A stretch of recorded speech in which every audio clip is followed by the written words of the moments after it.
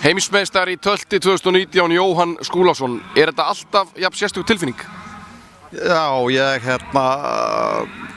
vann síðast 13 og núna finnst mér ég svona í fyrsta skipti frá því 13 að ég hafi átt mögulega á því að vinna. Að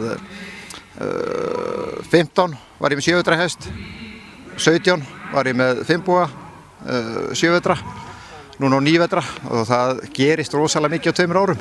Ef að, hvað segir maður hérna, ef að rétt á haldið, já. Ég ætla að fara að setja þetta dönsku en þetta, já, þetta alltaf jafn rosalega gaman, það breytist ekkert. Og hvað gekk þetta allt eins og í sögu í úrslitunum? Já, ég ákvað að ég yrði að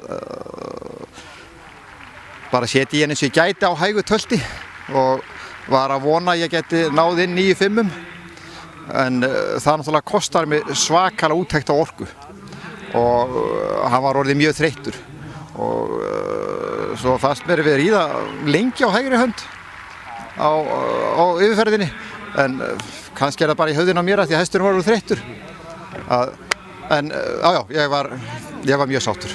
En þá svona lokum Jóhann, nú komið tíminn til að þú deilir með okkur hinum, hver er galdurinn? Þetta er hestheppni.